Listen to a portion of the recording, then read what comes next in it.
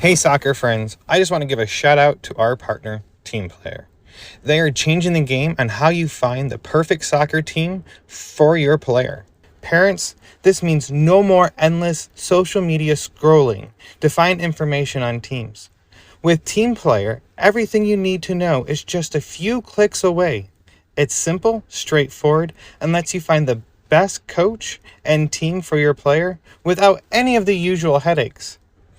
And coaches, we all know how tough it can be to get your team noticed, but when you subscribe to one of Team Player's team plans, you instantly get access to set up an online team profile that allows you to reach more potential players and showcase what your team is all about. It's super easy and lets players and parents see why your team could be the right fit for them. And if you sign up using the promo code PITCH, you can try any team plan free for 1 month. So whether you're managing a team or searching for one, come on over to www.teamplayer.us. That is TEAMPLAYR.US. And come give Team Player a look. Family-owned Soccer Innovation is your go-to source for top quality equipment. Whether you're a player, a supportive family member, or a dedicated coach, they have everything you need to elevate your game. For players, their innovative equipment are designed to boost your skills and performance on the pitch. From their agility cones to their portable goals, they have you covered. And family members, they offer durable equipment that's built to last because we know your support is critical to your player. Coaches, trust me, they can provide the equipment you need to run effective training sessions and shape the next generation of soccer players. Visit Soccer Innovations at soccerinnovations.com to start elevating your game with them. And if you use the code PITCH, PITCH, you can receive up to 10% off your next order.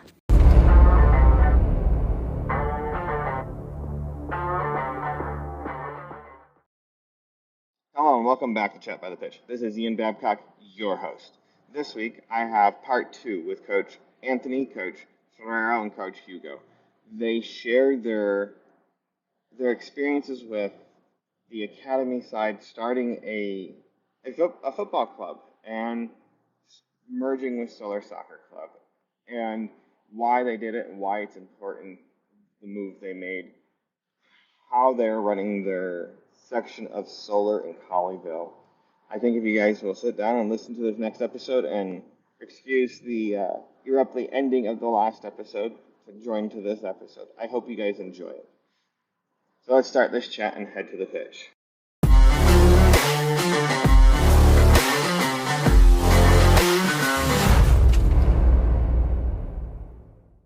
And in the US, it's very franchise based. So I was like, so this time last year, I remember the summer was really, really just difficult because we had maximized everything we could as Lincoln, and it was like I wanted more. I wanted the higher level players, and on top of that, I also wanted.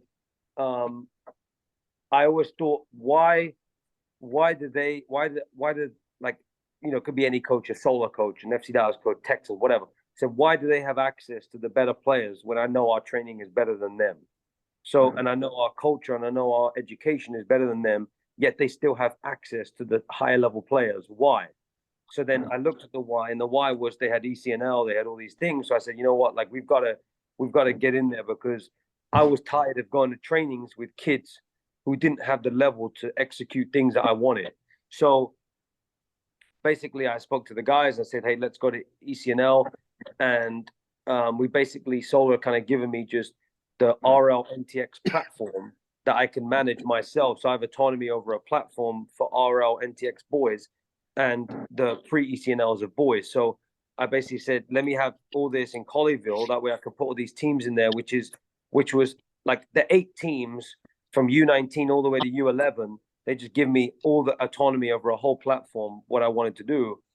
And I knew for our coaches, like, giving Fierro RONTX, and he's seen how much better players he's been able to get in. Hugo has got the 12s and the priests, so much better players we can get in. And it's not just, one of the biggest things, it's not just Solar.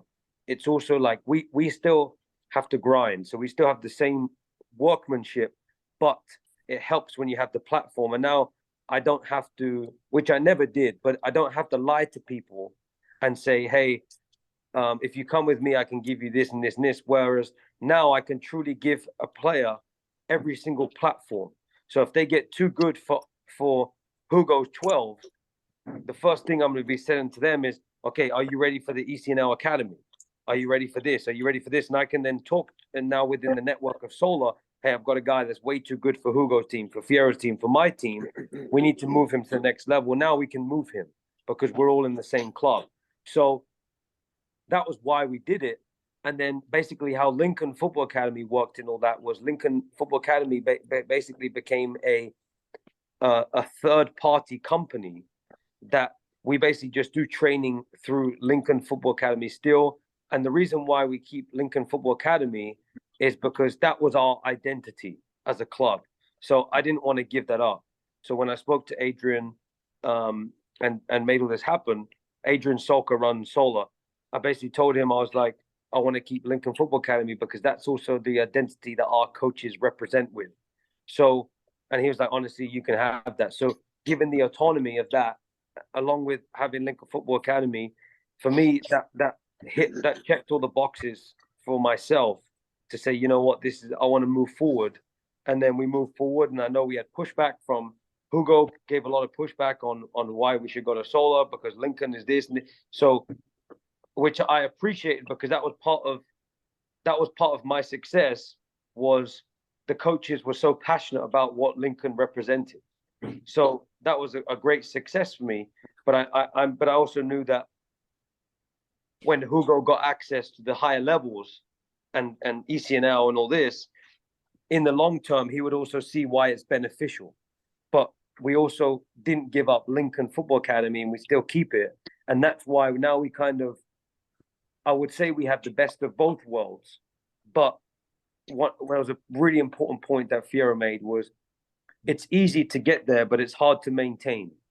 And that's where we're at right now, is that we've gotten there. We've got now the status. The hard part is the maintenance. And that's where we have to work every single day at it to be at the top level, day in, day out, day in, day out. And that's how you survive in this for decades, is you're consistent with your approach. And Arsene Wenger's quote, I remember it's my favorite quote he actually ever said. He's one of my favorite coaches because I'm an Arsenal fan. He said, it is not the intensity of the motivation, it is the stamina of the intensity of the motivation. So it's not about how hard you do something, it's about how long you can keep on doing that. And that's how you make it. And, you know, Fierro seeing professional football, I was an example. I was not as good as some other youth players in Dallas, but I stuck on for basically from 18 to 25, 26, for 8 years. I was consistent in the same level of my stamina of motivation. Whereas a lot of players at 21, if they don't make it, then they start getting mad and then they just give up. And I just kept on going and going and going and going. And that's, a lot of people see my career and think, oh, wow, you know, you played against all the best players in the world. Well, they didn't see when I went to 7th division and 6th division and 5th division, being in reserve teams and then going to first teams and then going to reserve teams and then going to first team. Like, that's the grind. That's where most people make it. It is not in at the end when you're playing the beautiful games against 60,000 people in the stadium. That's easy to play in those games. But it's not easy when there's 400 people in a cold, rainy day in England on a Tuesday night and you got to perform. Like that's where a player is made. And that's kind of what we're trying to educate these kids. It's not about, don't get caught in just the glamour, but get caught in the process and the journey of how to get there. So I think that's kind of where my story is. And now it's like, for all of us, I never expected to be a director. I wanted to be a coach when I quit. And I kind of just fell into this role. And now my vision is to go and get all the best young coaches. And actually what I want to do more than anything is I want to have a coaching staff that's full-time coaches. That's not coaches that do this as a side job. This is their whole life. Because that's where I see the most benefit for the kids, is when their whole life is this. And if, you know, in the US system of paying or whatever, I would rather people pay for something that they know they're getting a full-time coach rather than paying for something where they get a coach which is their side job, where they still have so many other things in their life, to where you're paying so much for a coach that really can't put his full focus into you. Like, for me, that's a problem, and that's what I'm trying to fix. And right now we have a lot of our coaches who are pretty much full time, and that's where I want to. Any coaches that come over with us, is how can we continue to push that to where they can become full time?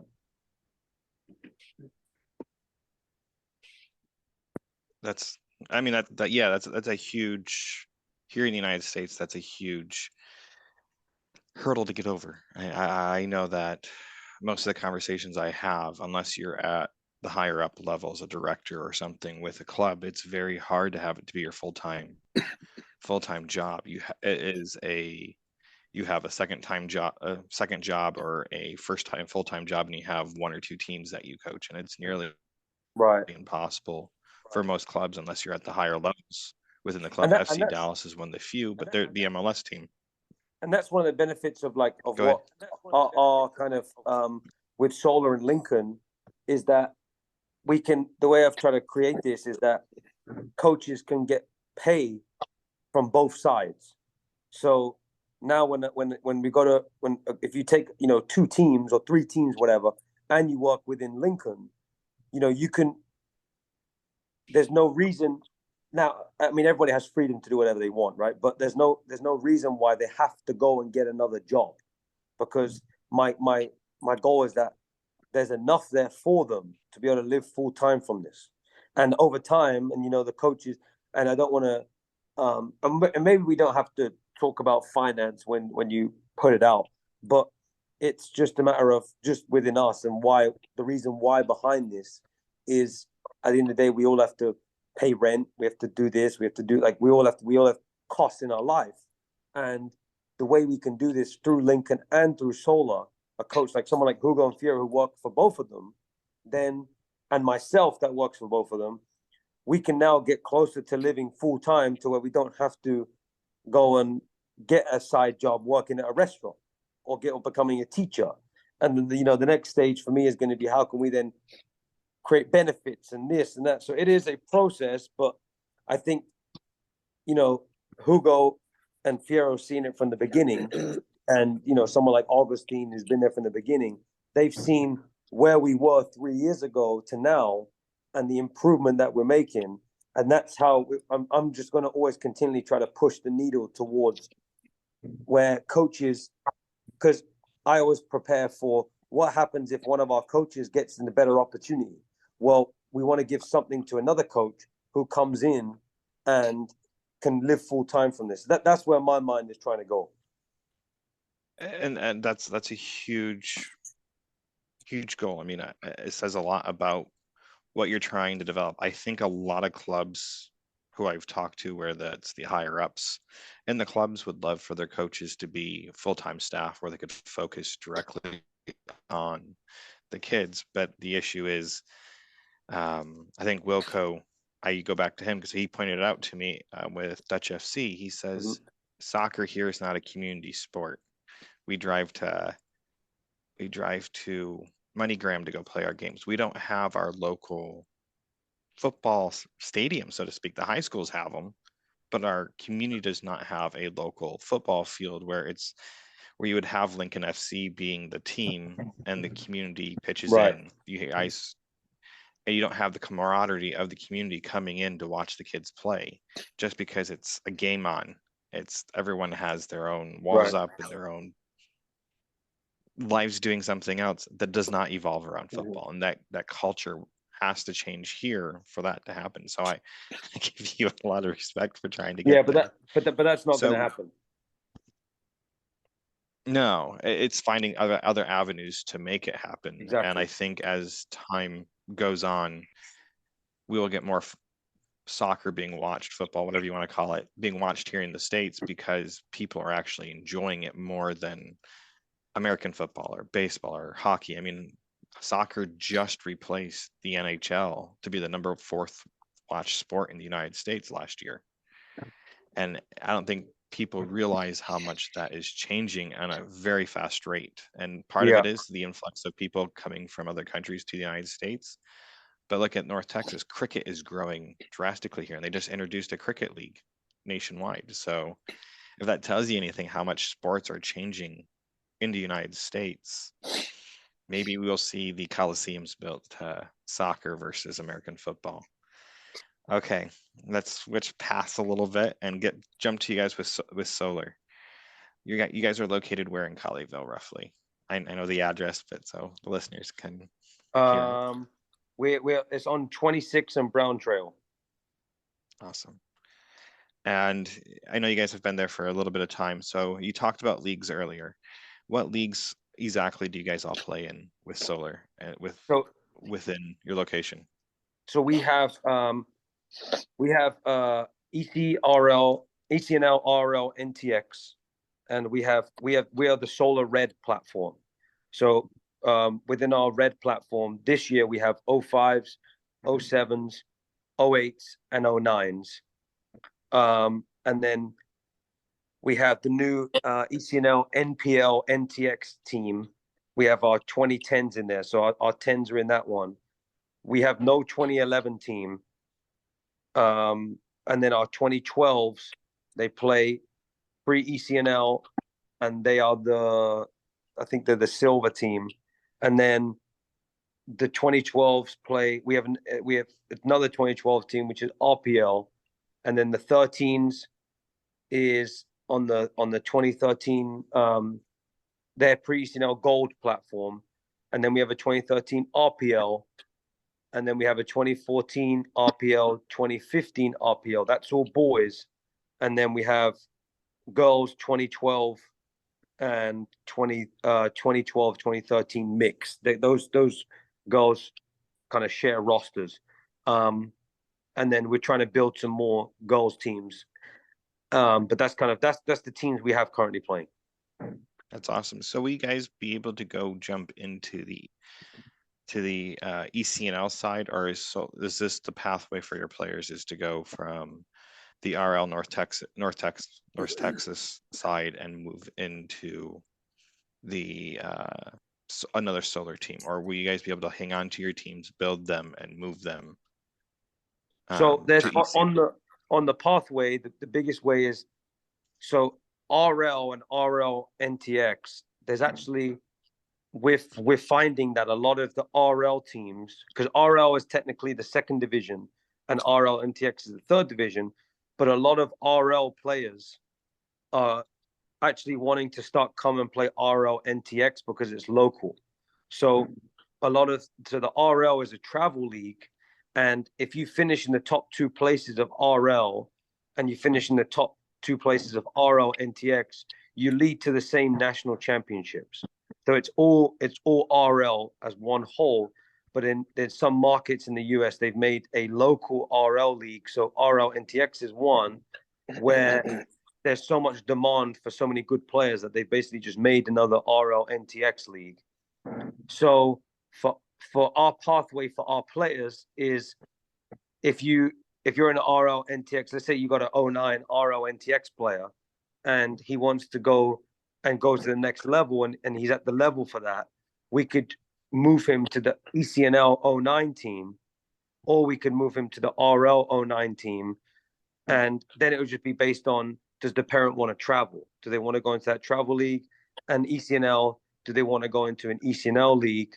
And obviously then it is a cost factor of it's going to be more, but at the same time, there's more exposure there for you to go to colleges. So I think the biggest way for us right now in RL NTX is a lot of NCAA D2 and D3 players. That's where I think a lot of the players are going to end up from RL NTX. And even RL, a lot of those players will end up looking at D2, D3 colleges of NCAA. So, and then the ECNLs, a lot of those players will end up at D1 colleges and even D2, because a lot of D1 colleges now are getting MLS players MLS Next players, and also they're getting a lot of international players. So we just had one of the national team players of my country. He's a midfielder. He was in England at University of Loughborough, which is one of the best schools. He just moved to University of Vermont, so he's in school right now in Vermont, and he's like an 03 or an 04, 02, 03, 04. He's in that age. So he's just gone to the University of Vermont, and he's in the national team. He actually played against Holland in March, and he just moved to University of Vermont. So meaning that the whole point of that is Division One is getting very competitive to where a lot of RO NTX players are going to struggle to make it into D1. Doesn't mean they can't make it, but from me looking at it from a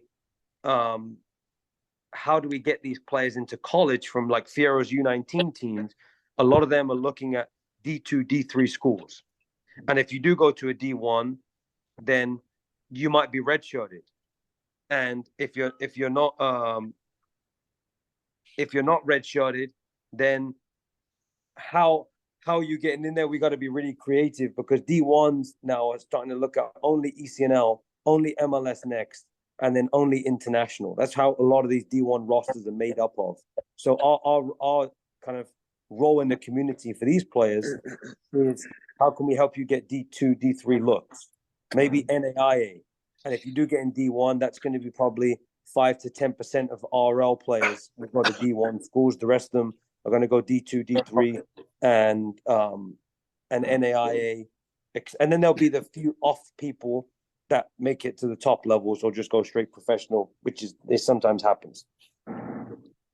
That's the thing. I think parents look at, I'll use Solar as the example because that's who you guys are coaching underneath,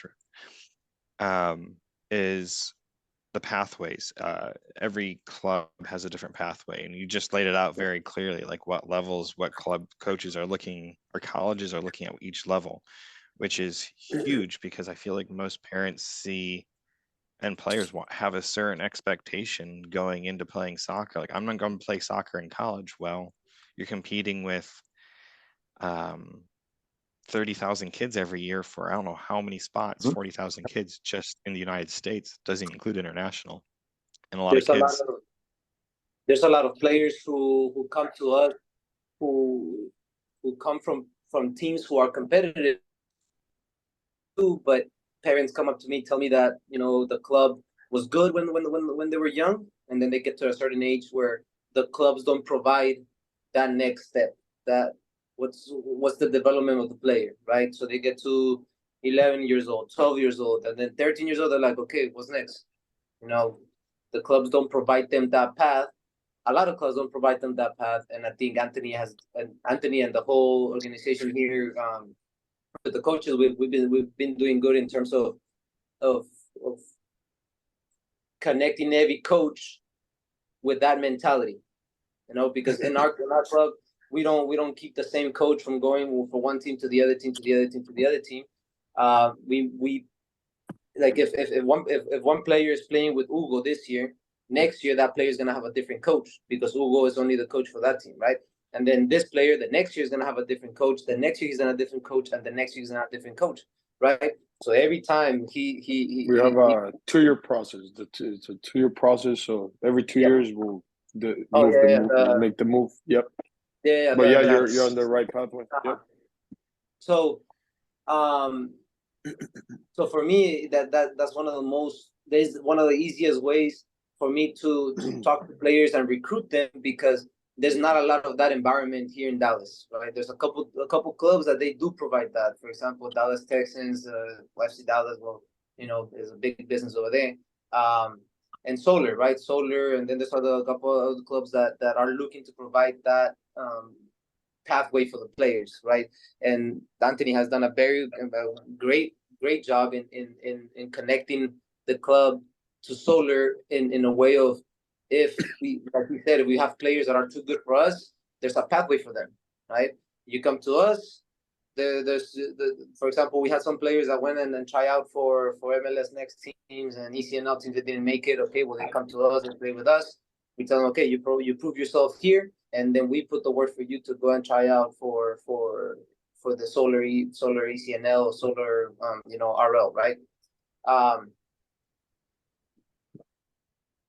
But yeah, that pathway was most of my players, that the reason that they came to us over here is because they saw the level first, the level of training. Second, the structure that Anthony has there, like the fields, the goals, all that other stuff that looks professional. It looks like you're coming into an actual club that has a plan for your kid. You know what I mean? Not just a club that you bring your kid, they practice, the next day, they train the kid, they practice. No, there's a plan for every player. There's a plan for every team. Also, to add to that, go ahead. That I've just been able to witness how much a player can learn from different coaches. Just we've seen it from now. I used to coach the under 16s. Now, after 2 years, now Fierro is able to coach them. So we kind of have to understand that at times there's a cap that a player, there's only so much a player can learn from a coach. And at times we're not able to witness how much a player can grow with different styles of coaching, because they're learning not only from for an example, not only from me, but in their 6-year development, they've learned already from 3 different coaches, where whenever they hit college, they're ready for whatever style of coaching, whatever tactics, whatever they may need to take on the next step. So we've been able to one, have that good pathway and see a good development from our players, and I hope we can keep doing that.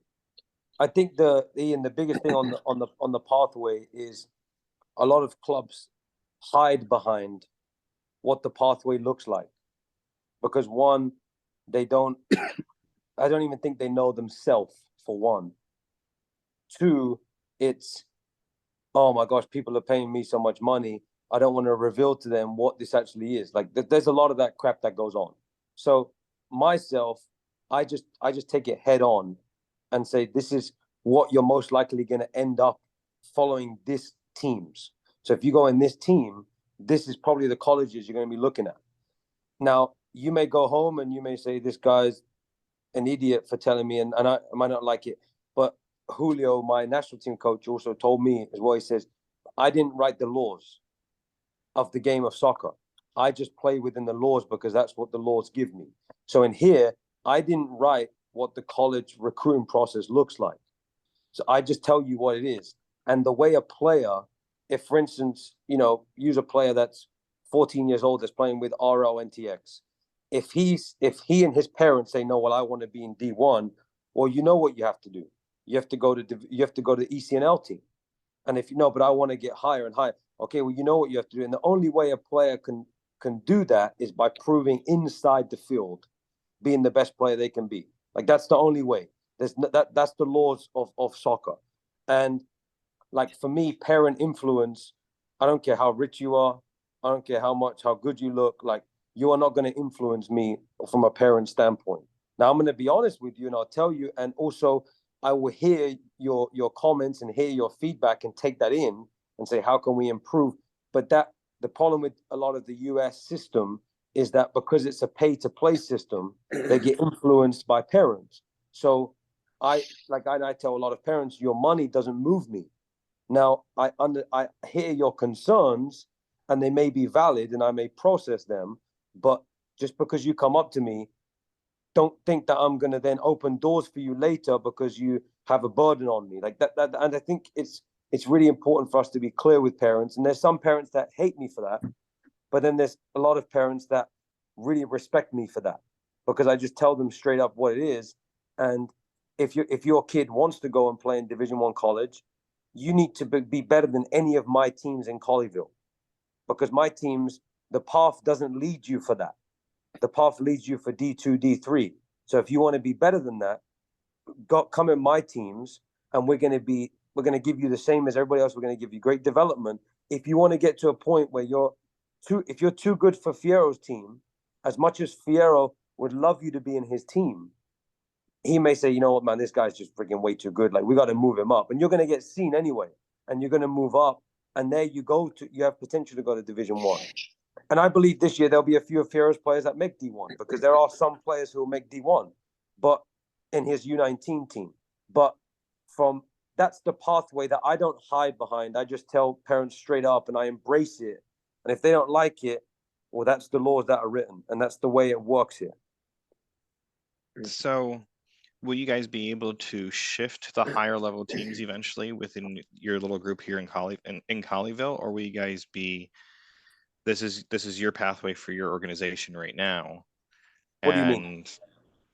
So let's say you do have a squad of 13 kids that are phenomenal that go take on the ECNL boys team, red team, the highest team in ECNL, and they just dominate that team. Would they allow you to take your team and switch spots with that team, or are you feeding into the better teams? I shouldn't say better teams, but so speaking with Solar and speaking with Grant, like if we have Grant is the boys director, and Hugo runs the MLS program. Well, it's now the ECNL Academy because they came out of the MLS. But if we have a team that is high and above beyond, like what any Solar team, let's use 08, for example, or 09, 010, whatever. If we have a team in that age group that is way better than any other Solar team, that's when I would go to them and say, hey, listen, I want the ECNL Academy spot for this coach. Or the whole team goes there, but then like that's a conversation where it would be a tricky conversation. But knowing from where Solar are, and I don't want to say this like what's the word? I don't want to say this like conceited, but knowing where I kind of stand with inside of Solar, I'm inclined to believe that they would give me that. So if I say, hey, if Hugo has a 2012 team and becomes the best 2012 team in DFW, then we can go to them and say, hey, Hugo wants the ECNL Academy spot because his team are the best. Solar I'd be inclined to believe that they would give Hugo that spot. Because I know you get so many slots per age group, and I know that you can compete to get into it, and I've learned a lot about the alphabet leagues that are out there, and I just find it comical, but that's a story for another day. But I think that's what parents are looking at, is when they join a team and they find a coach or a program they really like, and they're truly I don't know, taking their player and pushing them to be the best they can be. Right. And I feel like it's beyond development. It is creating the tactical speed, the mental speed, and the physical speed of the player. It's really hard for a family wanting to leave that. Right. For the next best thing, because they know that the kid's getting the best thing on the market. And I feel like when you have, it's very hard to say this, but like when you have, how many teams? Let's say you have, I'll use FC Dallas because they are the largest in the Metroplex for boys.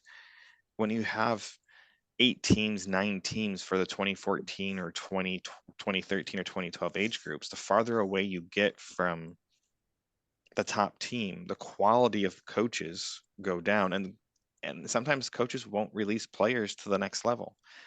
Maybe FC Dallas is not guilty of that because I've watched them move players from one squad to the next, but there are clubs in the Metroplex that will I've watched Solar do it too.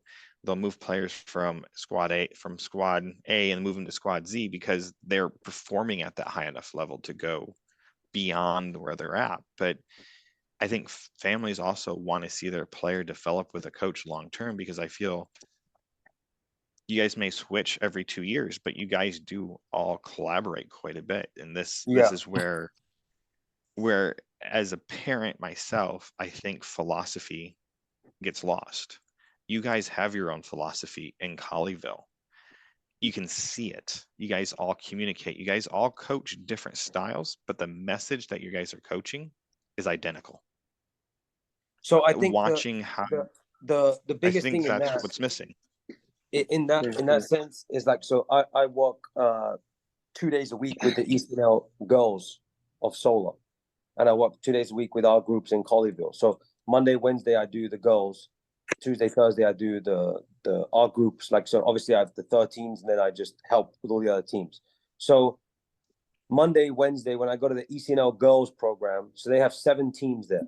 They have the 19, 17, 16, 15, 14, 13, 12. So the 2012 team over there, they're playing U13, ECNL, RL. So they're playing upper year 11v11 to get used to 11v11.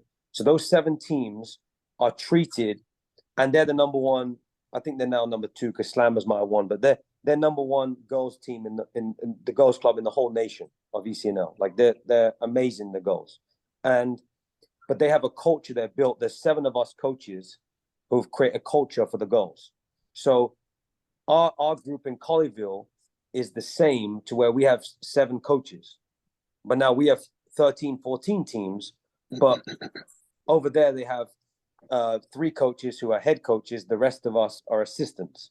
So basically with us, what we do in Colleyville is I try to, the reason why the biggest reason why I moved to Solar was because the culture that I see within the ECNL girls program is similar to our culture.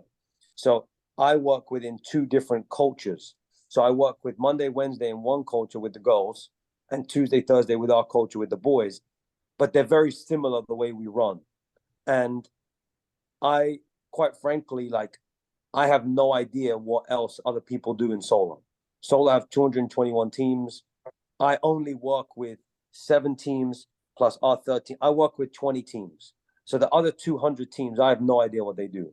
And so I don't, the reason why when we went and did our thing as our group going in is because like Hugo and Fierro and Sam and all these other guys, like they have no idea what the other Solar teams do because they're too busy on our culture that we believe is the best for our group.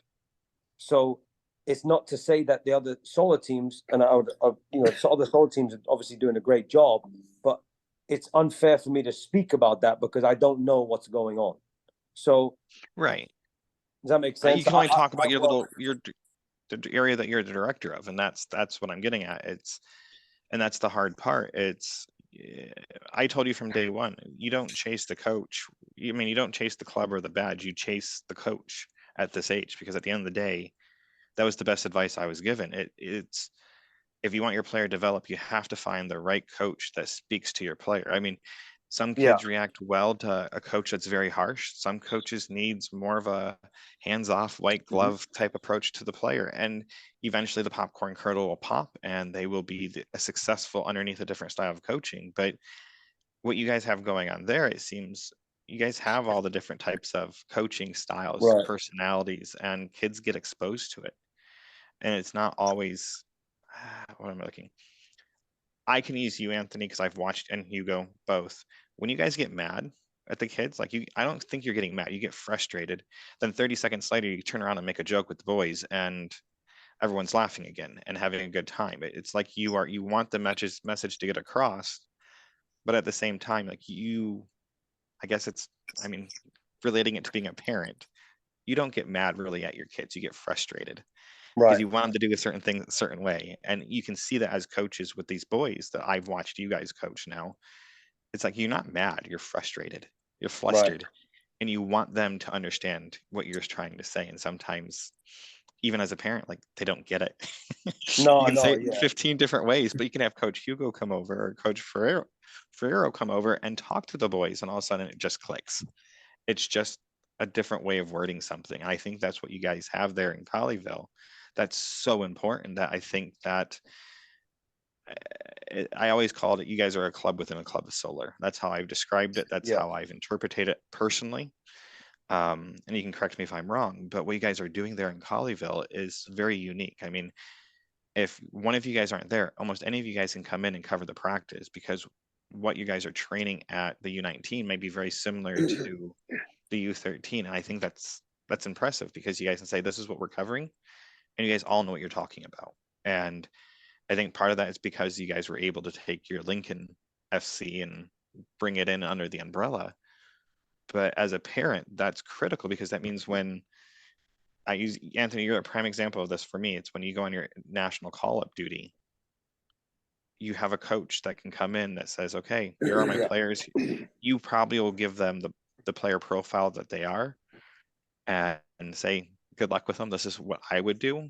And that coach might see something different when the game's actually being played and give you feedback. I don't know how it works in the background. Right. I'm assuming that's what goes on because that's what professionals do. And it's fascinating to me what you guys have going on there and what you're able to accomplish within the Solar brand. And that's why I'm I think, asking. on that, like, just, and then real quick, I think Fierro wants to go, but like when I find people that for our culture, like, I don't want people that as soon as their practice finishes, they just clock out and go home. Like, so I look for those people. Like, so now I also am respectful of people's time. But like, for instance, last night, like, no one tells Hugo to jump in and play with the 08s and the 07s and the 06. Like, he doesn't have to. He can go home because he's finished with his practice. But because the culture we've built, like, he actually, I would argue, looks forward to jumping in to play with those kids. Because one, it keeps him fit, but also it's like, you know what? I love training with these guys because I remember I used to coach these guys a year ago, but now I get to have a different relationship with them because I'm not their head coach and I can joke around with them and I can, hey, let's go. Like, and that's the culture that within our club, that's kind of how that's a perfect example of it. But it's like, that's how we have tried to create that. And we're all bought into that. And that's why we just know that we believe that we're successful in that because everyone is bought into the same thing. Go ahead, Fierro, because I know you're going to say something. Oh yeah, the thing with us as coaches with the club is that we all get along, right? I feel like that's another thing that soccer teaches you, right? That everyone's gonna have different characters, everyone's gonna have different, ways of seeing life, right? But within each other, understanding that each other has vision, and we all want to be something. Right? We all want to, create something big and be some, and provide something for the players. So every coach, we're just connected in that way of like we're friends, but also at the same time we're professional colleagues, right? Where we talk about the tactics that one team uses. One coach goes and walks up to the other team and then just talks to the coach, looks at the players. Sometimes to Anthony and his 2013 boys, I'll go and I say hi to the boys. They smile. They see the coach. Oh, that's a U19 coach. Say, oh, that's the U14 coach, the 12 coach, or whatever, right? So having that culture of like every player knows the coaches, I think it's also something that makes us different. You know what I mean? Because I know the players who play for the coach Santiago, right? The 08s, right? So at any point he needs me to cover the practice or he needs me to cover the game, I know who I know the names of the players, I know where they play and all that stuff, right? If Hugo needs someone to cover him, he has 2 or 3 other coaches. I know the names of the players. I don't know the names of how he wants to play, all that other stuff, right? That's one of the things that also makes us very good in terms of providing that pathway for the player to go from one coach to the other coach to the other coach. Because even though this player is coming up to the new coach, they already know this coach. They already talked to him. They're in the same environment. Now, you did mention something about the parents. They say they tell their kids something, and they try to tell the kids, hey, open up, or be brave, take on the players, or something, right? Use your left foot or something, right? And then whenever us say the same thing to the player, the same thing, let's say I use the same exact words you use, since the kid gets it better. Why? Because we're the parent, and you tell your kid thing, the kid is gonna get in the shell on his shell, because he's gonna feel like, yes, this my dad. You've been telling me that for the last 10 years, right? Like they don't take it seriously, as if if you tell them, hey, you gotta use foot, but he doesn't he doesn't pay attention to you, he doesn't care, he does, well, whatever, right? But then I go up to him and tell him, hey, You gotta use your left foot. If you don't use left foot, hey, you're not gonna get places, whatever. Now all of a sudden, okay, yeah, I gotta use my left foot. Same thing happened when my dad was out. Now my dad told me, hey, you gotta use foot at this age. At this age in hockey, you cannot play it only with one foot. I was like, Dad, my right is so good. I don't need my left. Ignore it. Got to the point where I was 15, 16 years old. I had a coach, Jose Mabasan, comes up to me and tells me, hey, Fierro, your left foot is SHIT. Huh? It's horrible, right? So, so I was, hey, well, then I guess my dad was right, yeah. So, but if I would have listened to my dad when I was 9 years old, 8 years old, instead of listening to my coach when I was 15 years old, 16 years old, I would have been able to have a really good left foot when I was 15, 16. A really good left foot. But since I started at 16, I didn't really have a good left foot until I was like 22, right? Like, and I could use my left foot, but I'm talking about even now foot. you You know, struggle when with you that get left foot. to be able to use your left foot. Hey, exactly, even now, right? But now it's just how I'm training, you know, different, right? But yeah, the point that, you know, sometimes coaches get to reach that inside of the player. A good coach that understands how to talk to the player. If you're able to reach deep inside, make them understand why they need to do what you want them to do. I feel like they do it by themselves instead of you having to tell them every day, right? If you tell them, and one time that you tell them, it sticks with them. After that, it's just them doing it, right? Them going for it. And if at some point they stop doing it, it's like, okay, well then you don't have the mentality to keep working on it consistently, right? Just like Anthony said, Here's something for soccer is about moments.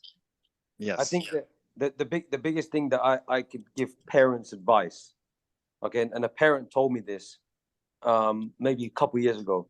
He said, "You're dealing with my greatest gift in the world, which is my child." He said, "What I do is I search for someone who can mold my gift in the way that I would like my gift to be molded." So if you're a parent, like, and it could be whatever, like when you say you don't search a club and so don't search this, you search a coach. I would even say, like, what you've done is a good job. You search for someone, how your morals, because you have morals in your home that you think are the best for your family. So whether your kid makes it as a professional soccer player or a professional accountant or professional this or professional that, like your job as a parent, you have a role to help prepare that player to be the most successful person they can be later on. So your role is, as what Fierro said, is exactly right. Like, kids don't want to hear from their parents. They just don't want to hear it. So you have to say which coach mimics the morals that I have in my home the best, so I can keep on getting that message to my kid. Because so we're basically an avenue for you as a parent to help parent your kid. So that's kind of the biggest thing that I would give advice to parents is, if you're looking for a coach or whatever, you want to look for someone who is the same morals as what your family holds that will help your kid later. There may be some people that I am not the morals for their home, and that's okay. Like, I don't take that personally. There may be some me that I don't like this guy because those morals are against what we hold in our roof. That's fine. There's also then people that say, man, the morals that he has are just the morals that I want for my home, so I'm going to go to that. And that's where you make the sacrifices, because the parent, the biggest responsibility for that kid is the parent. You have the responsibility to get your kid in the best environment possible, which mimics your home, that you believe is best for your home. So that's where I would give any advice just to parents for that, is they have to look for that. And that's why what we try to do is, even within ourselves, with Hugo and Fierro and all our guys, like, we talk within ourselves continuously, like, what do we need to do to be better, to continue to improve our morals? That way we're better as coaches, as people, for more people to come in. And now that we've gotten more players, how do we continually not just think, oh, let's just get as many players as possible because we make as much money as possible? Like, how do we continually improve this so that our morals can stay consistent with what we're trying to do every single day? But that's the advice I would give any parents. going back to what your guys are saying. So I'm a big advocate starting off young, having my player go talk to the coach. My son does a much better job talking to his coaches than his teammates. I know he just likes to talk to adults more. But I've told him from starting when he started to play 2 years up, you have to start that conversation with your coach. And that was advice I was given by a coach, is that you start them early. So when by the time they're 16, 17 years old, they know exactly what they're responsible for. Because if they want to go play in a pro, they have to understand it's not your parents going to be standing behind you asking all the questions. I just want to know what's said. Kids don't always relay the information correctly. But it's why I tell Landon is go ask what your coach that you need to go work on. I don't need to know what he says to you. You need to know what he says to you, because then you need to come to me and ask me how to help you. I can't, it's teaching. It's like we say in our house, our job as parents is to facilitate our kids' dreams, is to provide the avenue to get there. And Landon's, from the age of 5, told us he doesn't need to go to school. He doesn't need to learn to read. He's going to be a pro soccer player. He doesn't know what league yet he wants to play in. And having a young kid say that to you, and it's like, okay, let's do everything we can to do this for you. And our job as parents is to go out and search for the coach, is to go out and find people to influence him in the right manner. It doesn't even have to be on the soccer field. It's off the soccer field too, that have the same passion and drive that he has. So with that being said, what age groups would you guys recommend parents doing that? I started off early because that's what I think is best for my son, because he's smart enough. My daughter might be a different story. It might be 12 years old for her, not 8 years old asking the coach for feedback, or not being scared to go ask the coach for advice. To me, that's funny, because we just had a parent meeting like a week ago with my under 12s, and I know Landon is 2 years younger than that, but that's the parent meeting that was mostly talked about. Us as coaches, we have our times counted, and each player has their own focus. So a little bit of that meeting was talked about was that we have to let players go into training sessions, go into games within their own mentality, because many parents they want to, have you heard, they want to live through the player.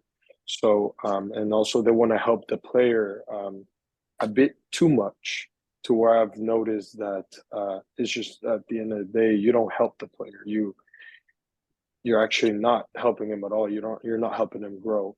One of the things I was spoken about was that whenever there's a problem with the player, whether it's football related, or for an example, maybe not getting enough time, maybe during a game, maybe them not, or getting frustrated with, for an example, a training session. Yes, the parents will know. They will probably be the first ones to know as soon as they get in the car. Hey, the training session, I did not get it. And what many parents do is, hey, coach, let me have a word with you. I don't know what is going on with my player, but he's not understanding, or he didn't understand this last session. The best thing that I've noticed is giving the player autonomy of their own growth. Now, of course, you're not going to give the 6-year-old autonomy of their own growth, but once they hit, I believe, 9, 10 years old, many coaches can help the player grow in their own personality, because personality is a huge thing in football and any sport. So we have to, us as parents and coaches, we are the adults. So how can we work together to help the player grow in their own personality? And a great thing to do is give that player the time to, and the autonomy to say, hey, you know what? Let me go speak to this coach, ask about this, ask about that, and if we end up needing the parent to come in to the conversation, then we're more than open to bring in that parent to help communicate whatever it is that needs to be communicated. But that's a great and that's a great aspect of how can we help young players grow.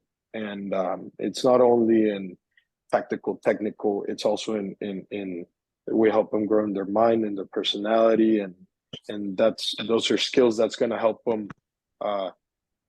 take until they're adults. So it'll be easier to communicate, easier to network, and at the end of the day, they'll become leaders, which is what we're hoping for all these young players to become.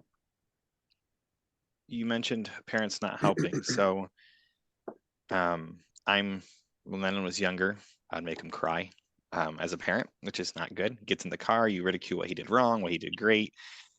As I have talked to more and more coaches and more experts on this topic, instead of getting in the car and telling him what he did wrong, unless it's something absolutely he did wrong and I'm embarrassed of, and that's not because of soccer play, that's a child being a child, going up and being a bully or being rude to someone. I know kids do that, but my expectations of those should be higher, and I hold them to those standards.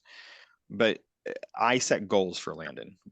Before we get to practice or a game, we set goals. The goals might be, I want to see you scanning better this game or this practice. Keep your head up. Just nothing technical, nothing truly that you're going against what you guys might say. It is, I want to see you celebrate your teammates' goals, things along when they score, like, or if someone miss a shot, go give them a hug or something, say you'll get it next time. Or if your goalie makes a great save or made a great effort, give them words of encouragement. As a parent, we've realized that if we talk too much, we shut him down before the game or after the game practice or the game. What advice would you give parents along that factor then as coaches? I think the one of the biggest things, just to touch on that, is as young players, up until about, I would actually even say about up until about 14 years old, the kids don't actually really care if they win or lose games. What they care about is that, let's say that my team, we lost 4-0, okay? But I told them at the end of the speech, at the end of the game, man, I'm so proud of how you guys fought today. Like they'll take that home, and that will be more beneficial for them to feel like, coach is really proud of me, rather than winning 4-0 and just saying, hey guys, good job, I'll see you guys on Tuesday. Like, they would be more happy with, I'm so proud of you guys that you showed fight and you didn't give up. Like, that for them means so much to them.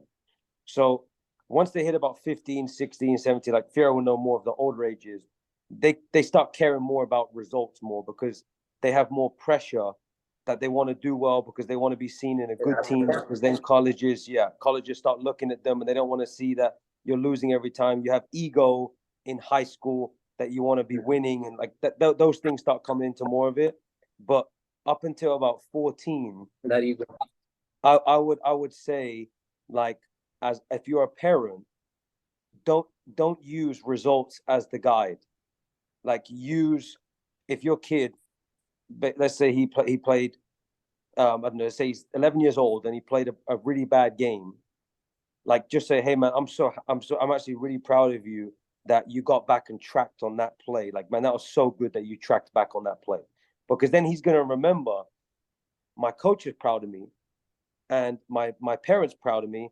Man, I don't even care if we freaking lost. Like, because they're proud of me, and the kids walk around with like this swagger of like, everyone's proud of me. And that's more important, because then when we go to the next game and try to get the maximum effort level from them, they feel proud inside. So then when we ask them, hey, I need you to do this and this and this and this, they feel that. So I would say up until like 14, probably up until all the way up to 14, like, don't use results as the guideline, because a lot of the parents that I know, where all they care about is results at 11 years old, their kids most likely are not even going to be playing soccer at 14, 15 years old. They just cap out because they don't care. That goes back to the philosophy I was given when I was coaching. It was, if you're winning, you should be happy at a 500 record. If you're winning out of three to 5 games of your season, you're winning, you're doing great. Anything more than that or less than that, you're in the wrong league. for player development wise. But it really, we talk about it in our home quite a bit. We don't look for the score. And I think this is maybe this is a downfall for Landon later on in life, but he just wants to play soccer. We don't discuss the score of the game. We don't care the score of the game. How did you feel you performed? Did you feel like you did well? Did you feel like you did your best? And I can only use my kid as an example, and he's only 9. I don't know how we're learning along the way because we don't have older kids. We just ask questions to parents that have older kids and coaches. That's the conversation I've heard over and over. Parents need here in Texas, especially here in Texas, need to learn to stop caring about the score. And are they doing the correct formation on the field and making the right pass to the right spot versus just booting the ball into the goal? Because at the age of U19, and Fierro can probably testify to this, if they don't have those foundations and learn to lose and learn to have the humility when they do finally win and be successful, it's so much better for the players because you'll have the results like you guys are searching for, the development that you guys have. And that being said, now let's switch from Solar and this little bit more parent chat. Lincoln, before I stop, how much time do you guys have? Go ahead. Just want to add something real quick right there, just because this was one of the best memories I've had with my dad when I was a kid, was him taking me to like a little taco stand or restaurant, whatever, after the game, right?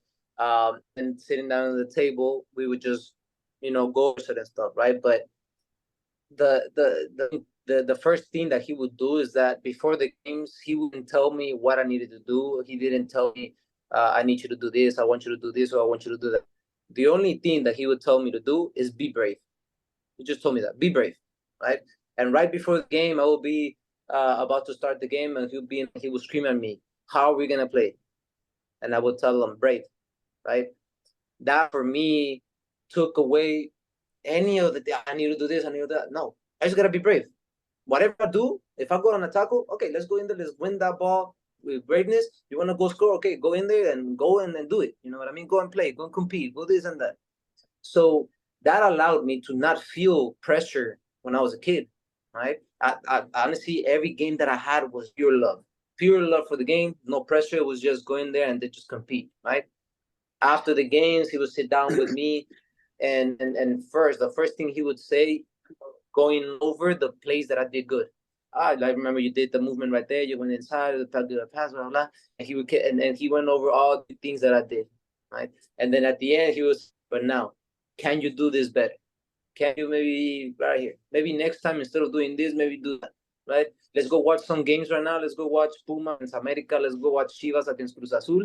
And watch the players that play in your position. And what would you be doing differently than them? Well, are they doing it well? If they are, okay, can you do that in the game too? Things like that, right?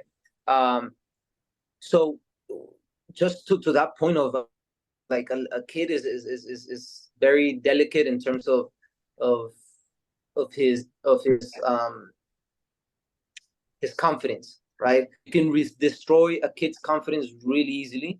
And one of Arsene Wenger's that I know, Anthony, he's gonna love this quote. I know you know it too. Is that it's better for a player to not have a coach at all from the age all the way to about 12 years old, 11 years old, I think that was it. It's better to have no coach at all than to have a bad coach at a young age, because one bad coach at a young age can shape your confidence in a way that's not gonna help you once the competition gets real. Now that I coach the older players, right? I coach the older players. I see the players who are not confident, the players who struggle with little things like that. Maybe they are good, but then they're good players. But then something happens during the game, or maybe during the game someone smack to them or something, and it gets them out of the game. If they're not energetic there, they just don't play good, right? So that's something that as a kid, I just an advice to parents listening to this right now is that just let them play, just encourage them to be brave and compete, right? Compete and at a certain point when they get older to 9-10 years old, okay, well then start going over the games and telling them, okay, what did you do good, what did you do wrong, all that other stuff, right?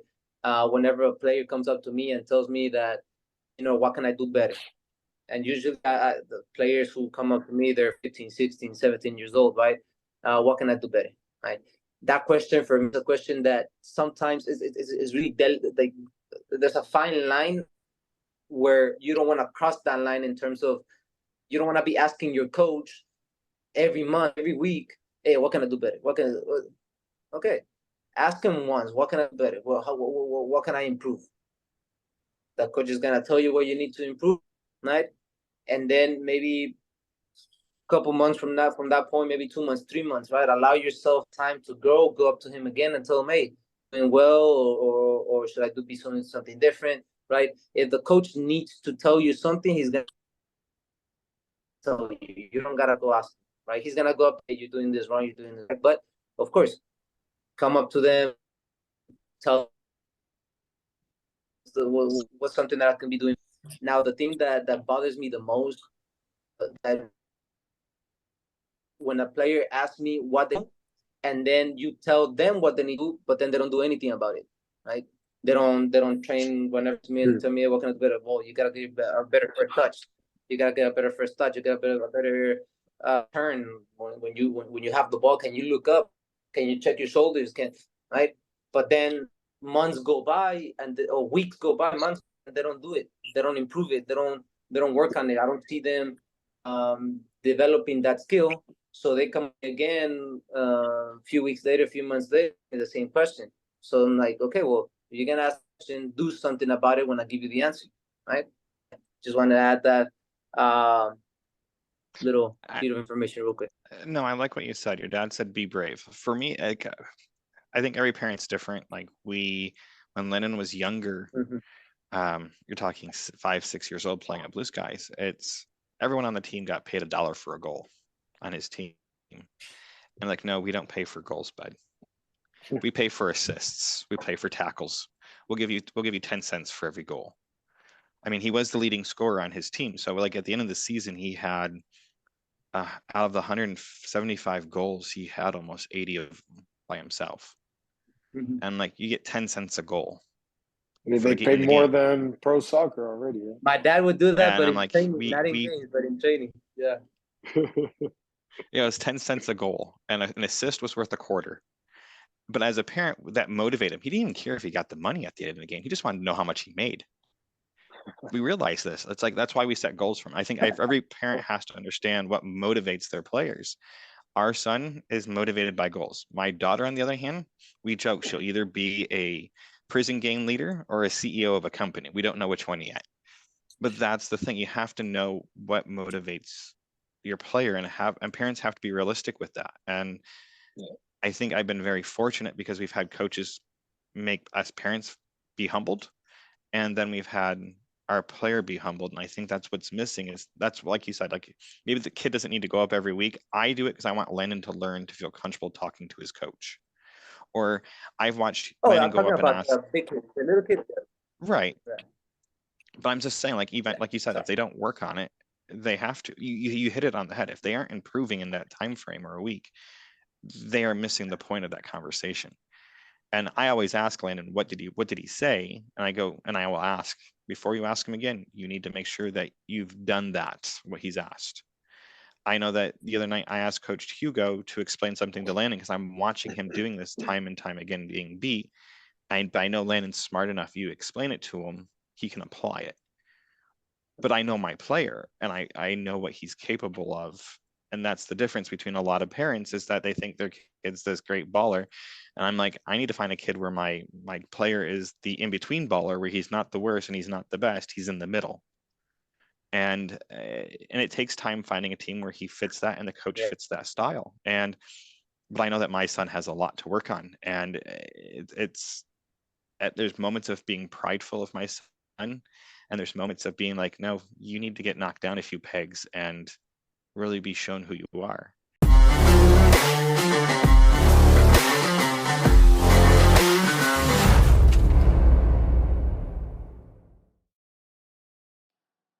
Hi, and I hope you guys enjoyed this episode with the coaches. Now, as we move forward, I'm going to keep this one brief, and I'm going to keep the closing of the next one a little bit longer. But I hope you guys enjoyed this episode. I hope you enjoyed the message they gave about why they're doing what they're doing. Now, next week's episode is more about Lincoln Football Academy, and I hope you guys stick around for that next episode. If you're listening to this and you guys enjoy this podcast and enjoy what I'm trying to do, please rate, review, and share the podcast. Until next time, see you at the pitch.